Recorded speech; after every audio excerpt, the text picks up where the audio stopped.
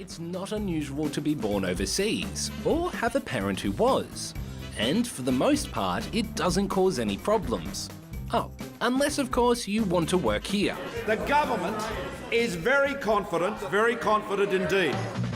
Over the past few weeks, quite a few politicians have found out that they're dual citizens. That means they're a citizen of two countries at the same time. One of them is the man second in charge, Deputy Prime Minister Barnaby Joyce. Mr. Joyce is an Aussie, but it turns out his dad was born in New Zealand, which means he's automatically a Kiwi too. A fact he says he had no idea about until recently. The rules on citizenship vary around the world. Some countries give them out automatically in certain situations. Others, like the US, ask you to apply, so it can be difficult to know where you... Well, it's all because of Australia's constitution, or Section 44 to be precise. It says that you can't be elected as a politician if you have another citizenship. And if you do, you have to make sure you've given it up before being elected. The law was created more than 100 years ago to make sure Aussie MPs aren't able to be influenced by other governments. Some say the rules are outdated and that it might be time to change the constitution to allow dual citizens to be elected. But changing the constitution isn't easy. There would have to be a big national vote called a referendum. That's really expensive and they are rarely successful. Pollies caught out so far say they didn't realise they had another citizenship, and while some have stepped down, others, including Mr. Joyce, say they'll stay in their job while the High Court decides whether or not they have to quit. He's known as the cowboy of Australian politics. Barnaby Joyce's shoot-from-the-hip style of talking has made him headlines around the world, but this is one he'd likely want to forget. And, of course it's tough. It's a tough game, politics, and you dedicate so much of your time to it, and you take the hits and take the sacrifices. But we all buy the ticket. We know the risks, and now I'm going to make sure that I don't cry my beer. I'm going to get back to work and work hard for the people of my electorate, the electorate of New England. Australia's High Court has ruled Joyce and 4 other MPs are ineligible to be in office. That's because they all held dual citizenship when they were elected. Australia's constitution bans members of parliament from being a citizen of another country. The decision of the court today is clearly not the outcome we were hoping for, but the business of government goes on. Joyce's exit strips the government of its 1-seat majority, so the Prime Minister now heads a minority government. He'll need support from independent MPs and minor parties to pass any legislation.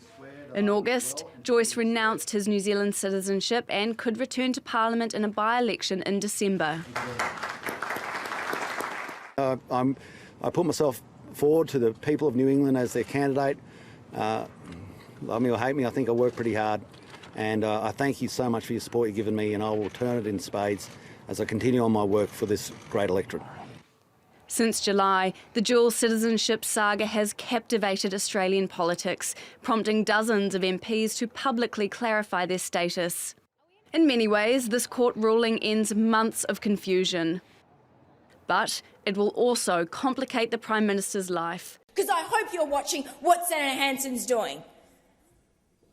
She's holding up business of the day because she is obsessed with me.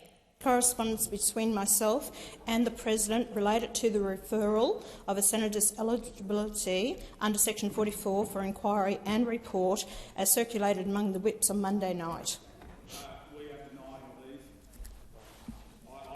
Well, let me just at least put the question. Senator McKim, is leave granted? Leave is not granted, Senator Hanson. I don't know why this is actually happening, why the Greens are pulling this stunt again as a protection racket for Senator Payman. I know that she votes with them pretty much most of the time, but it shouldn't be a mate's call here, looking after your mates. This is what is relevant in this parliament. That's why it was actually structured under the Constitution, Section 44 there. So they are obstructing justice, that this should be referred to a committee to be investigated if she is eligible to stand this place. I am very honoured that I live rent-free in Senator Hanson's mind, but I think you've got better things to do than worry about Section 44 here when there's nothing to see. I mean, the racism and comments and quotes that you've made in the past— Senator Hanson. I want to withdraw that racism. It's not racism. I want it withdrawn. Senator Payman, I'll just rephrase that, please, and I'd ask you just to withdraw for the benefit of the chamber. Deputy President, I would like to make a few quotes from Senator Hanson that has previously indicated— No, Senator Payman, you have to withdraw for the benefit of the chamber, but then you can quote as much as you want. I will withdraw so I can proceed. Now proceed. Thank you. Senator Hanson's quote: "I challenge anyone to tell me one thing that I've said that is racist." And here I begin. There's a few. There's so many, we could be here all day. She has said, "I believe we're in danger of being swamped by Asians," in her first speech.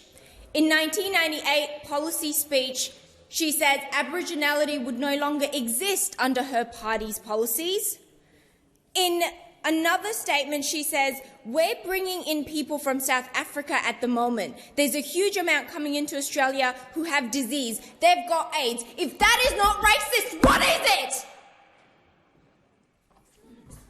Oh, it's not racist. Oh, somebody bring the dictionary, because Senator Hanson does not know the definition of racism. The fact that you would say just weeks ago to Senator Faruqi, "Piss off back to Pakistan," you're not just vindictive, mean, nasty, you bring disgrace to the human race. No dignity whatsoever as a senator in this prestigious place where we're supposed to bring unity, where we're supposed to have that freedom of expression, yes, but within boundaries and confinements of respect. I kept on giving you the benefit of the doubt, Senator Hanson, despite your repetitive attempts to be racist to anyone who does not look like you. You are a convicted Senator Hanson, convicted point of order. Racist. Yes, Senator Hanson. Yes, I do, and I want these comments about calling me racist You're a convicted withdrawn. racist. Senator Thorpe, please. This is not adding to the Senator Thorpe. This is not adding to the debate. Accusing someone of being a racist is in breach of the standing orders. Senator Payman, can just withdraw that and continue with your remarks. For the benefit of the chamber. For the benefit of this chamber, I will withdraw. But you know what, Senator Hanson? How do you live with yourself, Senator Hanson, with so much violent hatred? How do you live through your days spreading hatred? How do you go to sleep? How do you look your neighbours in the eye knowing that you come to this place and spreading the vile hatred, the vile comments that you make? It's disgraceful. It's disgusting. I have no other words to describe your actions, because you come here, and I don't know how you're going to justify it to every Australian out there watching, because I hope you're watching what Senator Hanson's doing. She's holding up business of the day because she is obsessed with me. Wow. Well